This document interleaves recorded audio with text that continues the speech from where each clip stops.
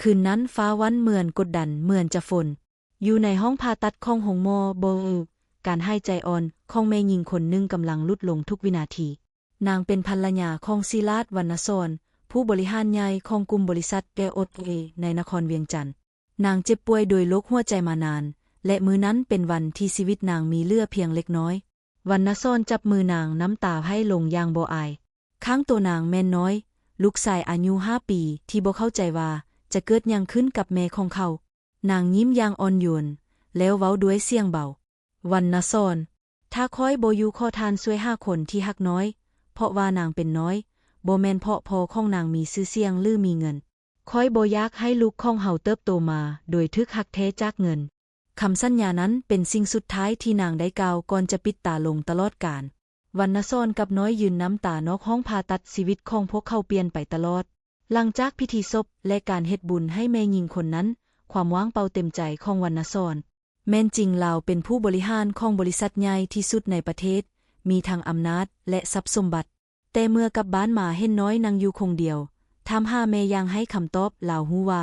ชีวิตที่มีเงินหลายบ่ได้ให้ความรู้สึกอบอุ่นจริงวรรณสอนเริ่มคิดถึงคำสัญญาของภรรยาจะเฮ็ดแนวใดเพื่อฮู้ว่าแม่หญิงคนใดฮักน้อยแท้บ่ใช่เพราะความหังมีทานเท้าบุญมีศิลาศพ่อของวรรณสอนเป็นคนมีอำนาจและจักสิ้นใจเข่งขัดได้ตั้งใจจะหาเมียให้ลูกชายจากตระกูลที่มีชื่อเสียงแต่วรรณสอนฮู้ดีว่านั้นบ่แม่นความต้องการของภรรยาผู้ล่วงลับ2 อาทิตย์ต่อมาวรรณสอนตัดสินใจเปลี่ยนชีวิตลาวเก็บเครื่องประดับเอาเงินใส่กระเป๋าน้อยและพาน้อยออกจากความรู้จักทั้งหมดพวกเข้าไปซื้อเสื้อผ้ามือซ่องในตลาดสาวนา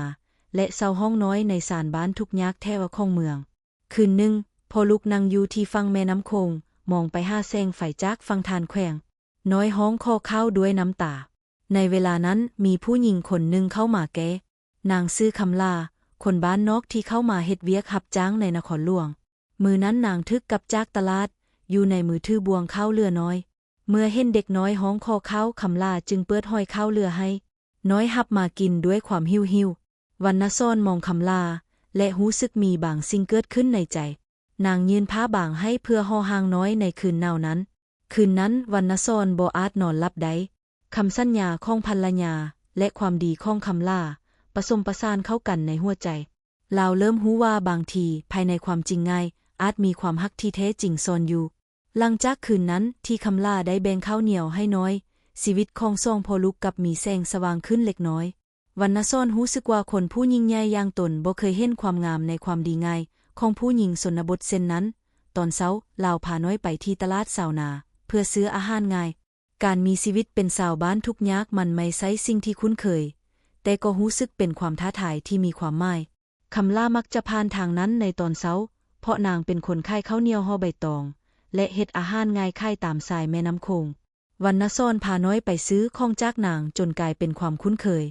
น้อยเฮ็ดให้บรรยากาศเบาบางขึ้นโดยการเอิ้นคำลาว่าแม่ใหญ่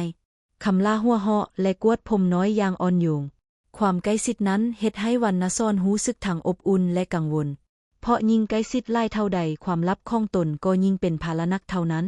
หลายมื้อผ่านไปคำลาเห็นสองพ่อลูกพักอยู่บ้านสาวน้อยอย่างอบอุ่นและรู้ว่าพวกเขาบ่มีญาติพี่น้องในเมืองนางจึงชวนให้ย้ายมาอยู่ในห้องกว้างกว่าของนางชั่วคราวบ้านไม้น้อยในศาลบ้านสายแม่น้ำโขงจึงกลายเป็นบ้านของ3 คนเวลานั้นชีวิตมีความง่ายแต่อบอุ่นตอนเช้าพาน้อยไปโรงเรียนในตอนแลงคำลาซ่อนเฮ็ดเวียกบ้านและอ่านนิทานให้ฟังบางคืนพาน้อยไปเดินตามตลาดคำเฮียนหูเสียงดนตรีลาวที่ดังขึ้นอยู่ข้างแม่น้ำสิ่งเหล่านั้นเฮ็ดให้น้อยมีรอยยิ้มและวรรณสอนก็รู้สึกมีความหวังเพิ่มขึ้นแม่นแท้คำลาแม่นคนทุกข์ยากแต่สายตาและจิตใจนางมีความโปร่งใสนางบ่คิดคำนวณว่าผู้ชายคนนี้มีหยังหรือบ่มีหยังสิ่งที่นางเฮ็ดคือการให้แบบบ่หวังตอบแทนนั่นเฮ็ดให้วรรณสอนเริ่มฮักความดีของนางเพิ่มขึ้นทุกวัน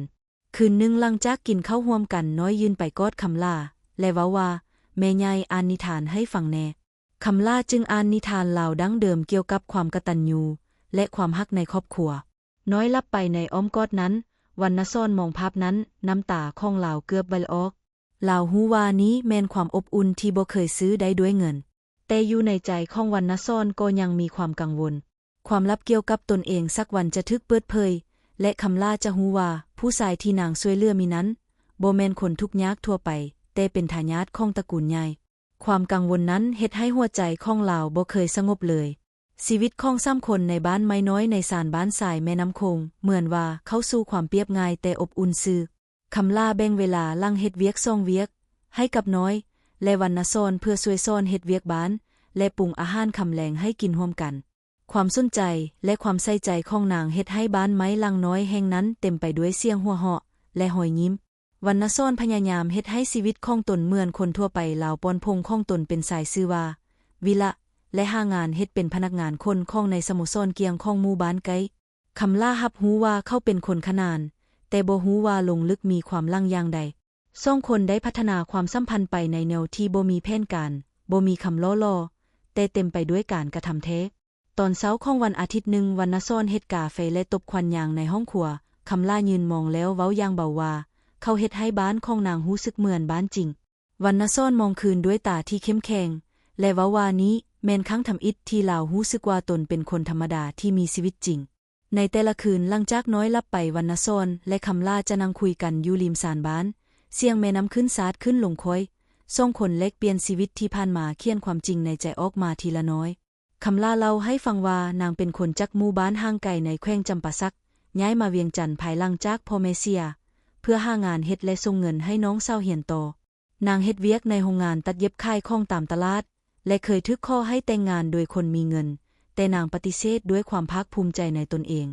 วันนะซ่อนฟังแล้วรู้สึกลื่นใจลาวมองเห็นแล้วว่าความคุ้มค่าของคำล่าบ่ได้อยู่ที่ชนะหรือความรู้ใดแต่อยู่ที่จิตใจที่บ่ยอมแพ้และความดีที่อยู่ในการกระทำแต่ในคืนหนึ่งในขณะที่นั่งรับประทานข้าวกันน้อยได้เว้าออกมาอย่างบ่มีเจตนาว่าแม่ใหญ่อยู่บ้านเก่าพ่อของน้อยมักพาไปอยู่ตื้อใหญ่มีลิปปิ้นและพนักงานหลายและมีป้าจีนให้น้อยเหลินของลิ้นคำล่ายุดมือดวงตาของนางเต็มไปด้วยความสับสนและข้อสงสัยไม่ก็เริ่มปอนเข้าในใจคำล่าเทิงจะมีรอยยิ้มอยู่ในใบหน้าแต่ในใจเขาเริ่มสั่นขามลายขึ้นทุกวันนับแต่ที่น้อยเว้าเทิงอดีตของพวกเขาใจหนึ่งของนางเข้าใจได้ว่าบางทีคนทุกข์ยากก็มีอดีตที่เคยสุดยอดแต่อีกใจหนึ่งมันฮ้อนหัวเพราะบ่มั่นใจว่าความสัมพันธ์ทั้งหมดที่ผ่านมาแม่นของจริงหรือบ่ในคืนนั้นเมื่อน้อยลับไป2คนนั่งกินแกงมากหนาวร่วมกันในความเงียบของคืนมืดเกียงแม่น้ำโขงคำล่ามองวิละด้วยสายตาที่เข้มขึ้นจากทุกคืนที่ผ่านมาและถามออกไปว่าเจ้าคนจริงแม่นไผวิละน้อยบ่แม่นเด็กทุกข์ยากเขาเคยอยู่ในบ้านใหญ่เคยมีของลิ้นลายค่อยอยากรู้ความจริงวิละบ่เฮียบออกทันทีและบ่แก้ตัวความเงยกดดันความรู้สึกในใจที่ล้มปนลายเท่าใดเข้ายิ้มเบาและเว้าออกมาด้วยเสียงเบาค่อยซื้อศิลาศวรรณสอนค่อยเคยเป็นผู้บริหารของกลุ่มธุรกิจAOAเป็นลูกชายของผู้ก่อตั้งตระกูลนั้นคำล่าเบิ่งเข้าด้วยความตื่นตันและสันซาดนางลุกขึ้นและเดินออกจากเฮือนไปโดยบ่เว้าสักคำวิละมองภาพลังนั้นที่เขาอยากให้มันบ่เกิดขึ้นเลยเช้ามื้อรุ่งขึ้นเขาพบจนปฏิบัติคำตัดสินของนางบนนอนของนางวางเป่าของไซบางอย่างทึกกวาดไปแล้วมีแต่จดหมายในลิ้นสักแบบกระดานบางตะเขียนไว้สั้นค่อยบ่ได้ทึกสร้างขึ้นมาเพื่อให้เป็นของเริ่มต้นหรือการทดสอบใดค่อยบ่แม่นคนที่จะอยู่รอความจริงบ่ได้ขอให้เจ้าพาน้อยได้พบความฮักจริงบ่แม่นความสนใจชั่วคราวใจของวรรณซ่อนรู้สึกเหมือนโลกทั้งโลกทึกสั่นสะเทือนลาวฮู้ว่าแม่นตนเองที่เฮ็ดผิดบ่แม่นคำลาหลังจากนั้นไม่นานข่าวลือเริ่มเผยแพร่ว่าลูกชายของทานบุญมีปอนตนเป็นคนจนเพื่อหาแม่ใหญ่ให้ลูกและหลังจากนั้นเศร้าคนทุกข์ยากที่เข้ามาในชีวิตลูกของลาวก็ให้ตัวไปอย่างปิดสนข่าวนั้นได้ไปถึงหูของทานบุญมีสายสลิปผู้เชื่อว่ากุณตระกูลสำคัญก่อนความรู้สึกแท้และการลาวเห็นลูกสายตดคาดจากผู้หญิงทุกข์ยากก็สร้างแผนการใหม่เพื่อเก็บกู้ชื่อเสียงของตระกูลแต่วรรณซ่อนบ่สนใจอดีตอีกต่อไปเพราะเขามีแต่คำถามเดียวในใจคำล่าอยู่ไสคำล่าได้เดินทางลีกออกจากเมืองเวียงจันทน์ไปอยู่เมืองปากไสบ่มีไผฮู้ข่าวและบ่ได้ฝากความไว้ให้ไผนางไปเช่าแพน้อยอยู่สายตลาดกวาดของค่ายประจำวันและเฮ็ดงานในร้านอาหารเพื่อส่งชีวิต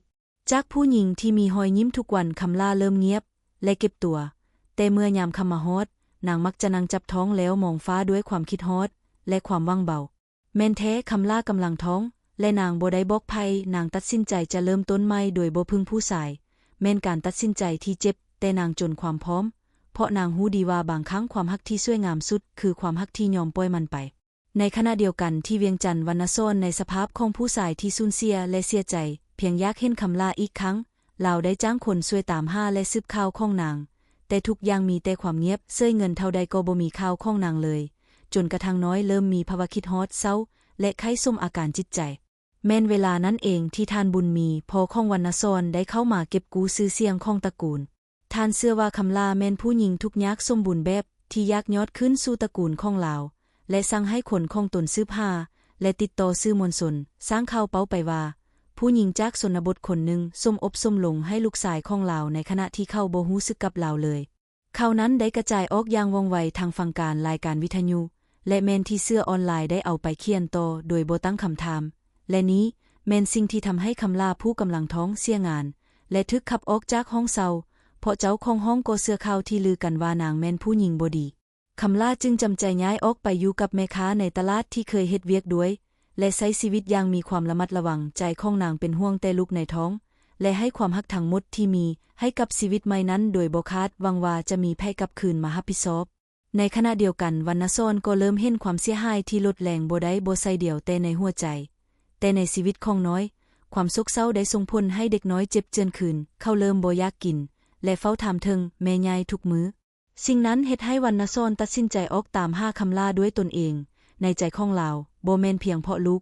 แต่เพราะนางแม่นคนเดียวที่เคยเฮ็ดให้ลาวรู้จักความหมายของการเป็นคนจริงในเมืองปักไซคำลาดำรงชีวิตอยู่อย่างง่ายในเฮือนไม้กาอยู่บนหลังตลาดเก่านางเฮ็ดงานขายผักอยู่ตลาดตอนเช้าและช่วยงานอยู่ห้านข้างตอนแลงเพื่อส่งชีวิตและรับผิดชอบชีวิตที่ให้กำเนิดอยู่ในท้องนางได้ประสบความรักทั้งหมดไว้ในลูกแม่นแท้ว่าสังคมรอบข้างเคยเบิ่งคืนผู้หญิงคนนี้แต่ความสุดท้ายนางรู้ดีว่าความจริงและความรักจะบ่มีวันแพ้ในคืนหนึ่งขณะที่นางกำลังขายของอยู่ที่ตลาดกลางคืนก่อนฝนจะตกหนักรถตักน้ำก็ล้มใส่ของขายคำลาเข้าไปอย่างไวในขณะที่นางล้วงจากบันลังขายและรู้สึกเจ็บน้อยท้องจนทานแม่ค้าใกล้ได้ฮีบเอิ้นรถไปโรงหมอแต่โรงหมอเที่ยวนั้นบ่ทันทึกเฮ็ดถูกต้องคำลาจึงคอนในห้องกลางหลังตลาดและด้วยการช่วยเหลือของผู้ค้าคนใดหนึ่งนางได้เกิดลูกสาวคนหนึ่งในตอนแลงหนึ่งของวันฝนตกนางตั้งชื่อให้ลูกสาวนั้นว่ากัญญาในภาษาลาวแม่นความหมายของเดือนหนึ่งแห่งความหวังและนางเว้ากับลูกด้วยน้ำตาว่าเจ้าแม่นสิ่งเดียวที่เฮ็ดให้แม่ฮู้ว่าชีวิตบ่แม่นเป็นล่างความเสียใจแต่แม่นการเริ่มใหม่ชีวิตใหม่ของคำลาและกัญญาเริ่มขึ้นอย่างง่ายนางเฮ็ดเวียกขายเฮือนเลี้ยงเด็กน้อยของตนบ่มีเงินแต่มีความสุขยามได้ยินลูกหัวเราะและเห็นขายของได้ทุกมื้อในขณะเดียวกันน้อยในเวียงจันทน์อาการแย่ลงแบบจะหนักเข้าบ่กินข้าวบ่อยากเว้าและเว้าแต่ซื่อแม่คำลาอยู่เทิงซึ่งผ่านไปแล้วแต่ใจบ่ลืมได้วรรณโซนจึงตัดสินใจละทิ้งทุกอย่างเพื่อออกตามหาคำลาและลูกของเขาลาวเบิ่งเห็นแล้วว่าความรักที่แท้จริงบ่ได้อยู่ที่สถานะแต่แม่นความสงวนและจิตใจที่รับผิดชอบได้ต่อกันแท้หลังจากค้นหามาหลายอาทิตย์ในที่สุดวรรณโซนได้รู้ว่าคำลาอยู่เมืองปักไซอยู่ในงานตลาดเก่าข้างหลังบ้านไม้สว่างตะลาวได้จ้างรถไปทันทีแม้นหนทางที่ห่างไกลแต่ในใจของเราคืออยากเบิ่งหน้านางอีกครั้งหนึ่งเมื่อเรามาฮอดความรู้สึกคือจะลมไว้หม้อในใจเมื่อเห็นคำลากำลังอุ้มเด็กน้อยคนหนึ่งอยู่ในอ้อมแขนด้วยใบหน้าที่เหือแต่แมนสุงมลูกน้อยคนนั้นหัวเราะอยู่ตอนลิ้นกับของลิ้นที่สั้นง่ายแต่เขารู้สึกทันที่นั้นแมนลูกของเราคำลาเห็นเรานางนิ่งไปความตื่นตันผสมกับความระวังไล่ในสายตาแต่นางบ่ได้เว้าหยังนางอุ้มลูกเข้าไปในห้องเหมือนคนที่กำลังซื่นชมแต่บ่กันแน่ในใจวรรณโซนติดตามเข้าไปแบบเบาเฮ็ดหัวคมพวกเด็กน้อยและเว้าอย่างเบาบางนี้แม่นลูกของค่อยบ่คำลานางบ่ตอบทันทีแต่เสียงหายใจนักแสดงให้เห็นว่ามีความจริงในคำถามนั้นสักพักหนึ่งนางพาลูกน้อยมาให้หัวใจเย็นแล้วเข้าไปนั่งกับตูและกล่าวอย่างสั้นแม่นเข้าซื้อกัญญาวรรณโซนได้แต่นิ่งเข้ามองลูกน้อยแบบบ่เชื่อสายตาภาพในใจและความผิดพลาดในอดีตทึกดึงขึ้นมาทันทีเขาเว้าด้วยเสียงสั้น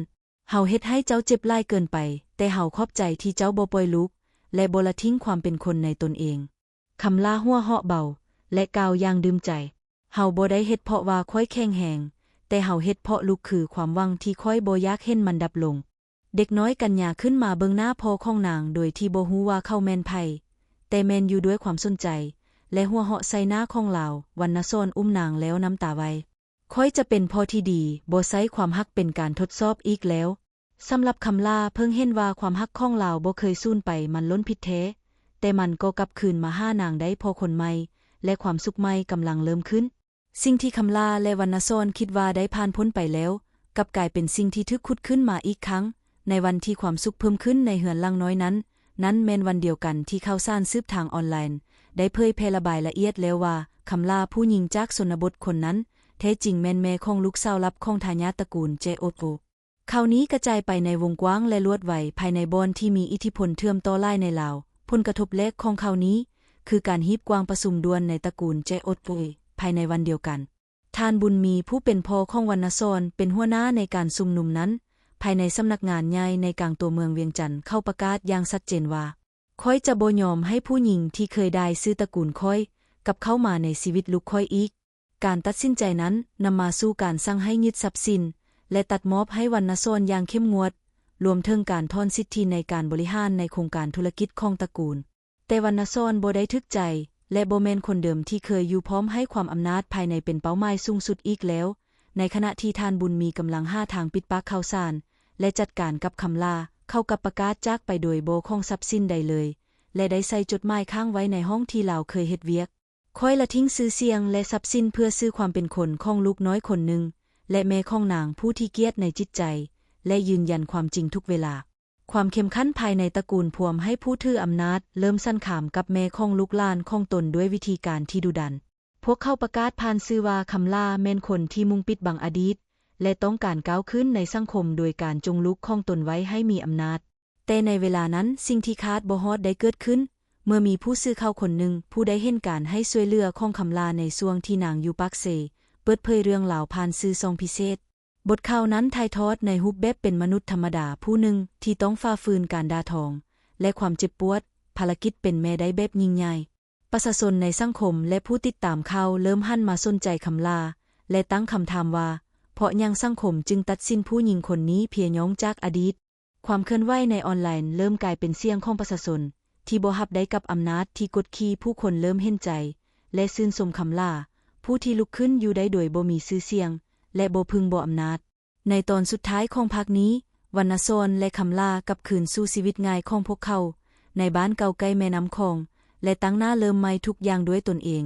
โดยบ่พึงอดีตและบ่ถือความแค้นให้เป็นภาระ